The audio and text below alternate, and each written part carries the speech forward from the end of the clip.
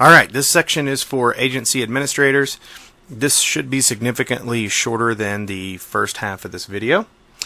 So what I want to show you is the report for you to be able to see this in your own agency.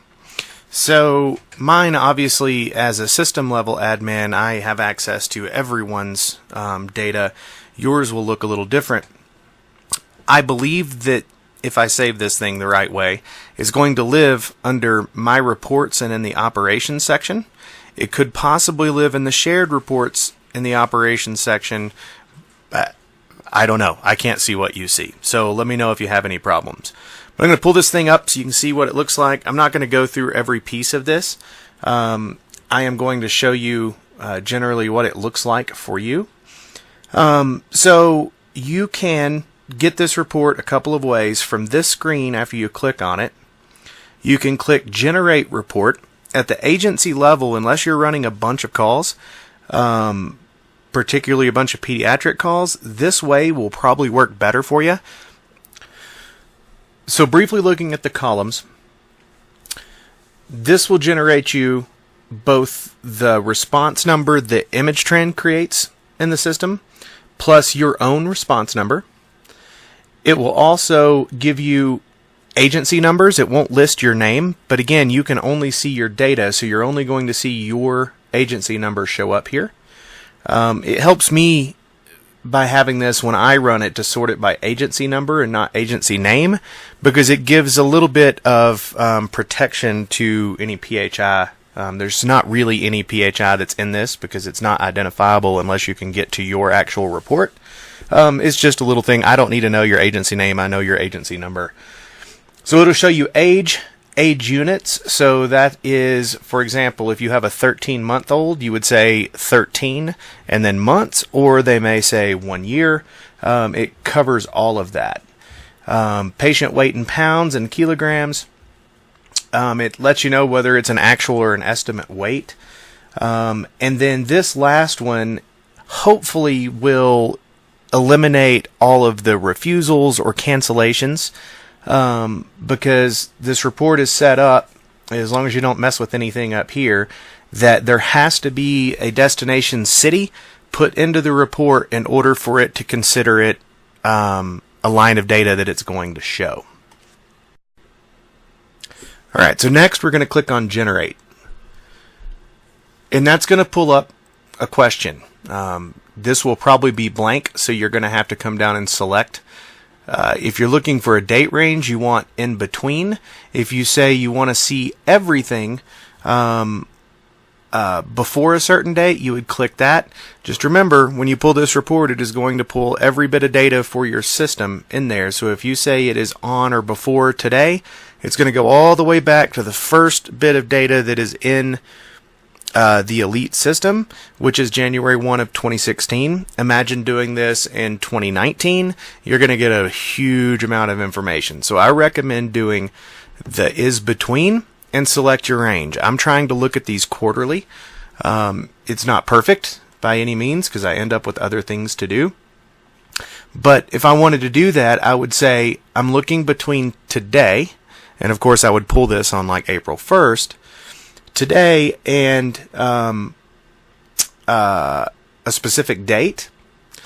So I would click here, and if assuming this was April 1st, I would go back to January 1st to pull this whole quarter. Alright, I'm not going to do that because it's going to pull a ton of data. So I am just going to go back and let's just look at March 1st, and then I'm going to generate the report again. So now we're going to go through the process of generating a report.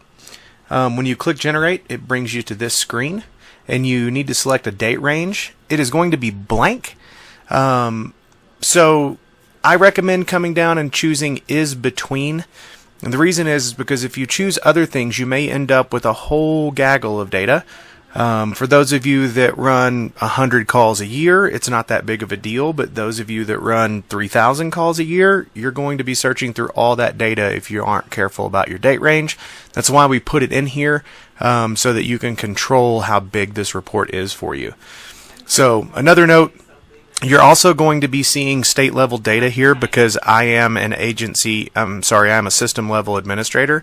There is no PHI, but you will see pretty obvious which agencies some of these calls are because of the way that they set up their case numbers.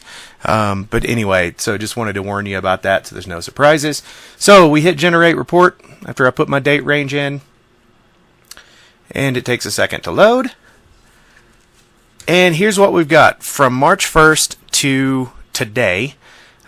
These are all of the calls that are in the statewide data that fit into the filters. All right. So I want to point a couple of things out over on this side where you see my cursor here. This is looking at patient weight in pounds, patient weight in kilograms. You're welcome to look at it however you want. And then the patient age and the age unit numbers. So let's see if we can find some weird ones here. 15 minutes.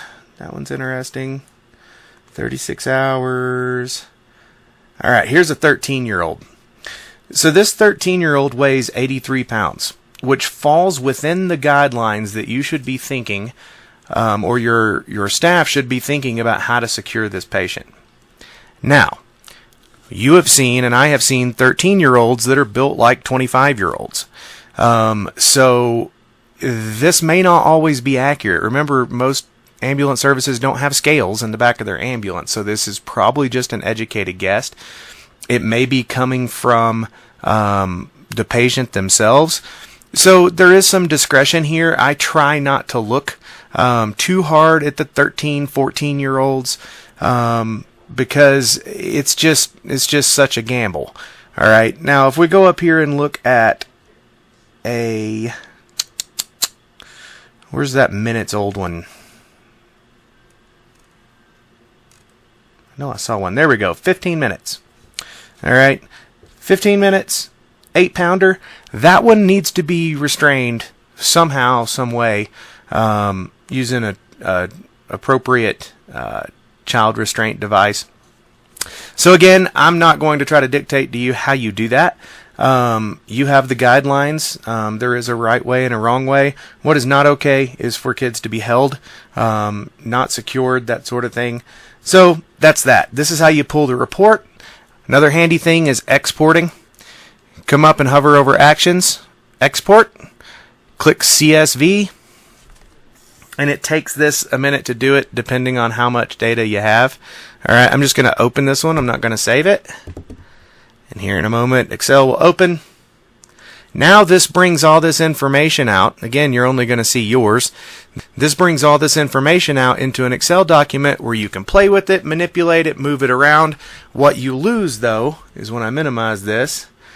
I'm not going to click on any of these, but over here where it gives your EMS response number, you can click this link and it will actually pull up the patient care report for you to see the actual entry related to the record. So that's it. If you have questions, give me a call. I can walk you through it. It's not complicated. Once you run this a couple of times and look at your own information, I think everything will be crystal clear.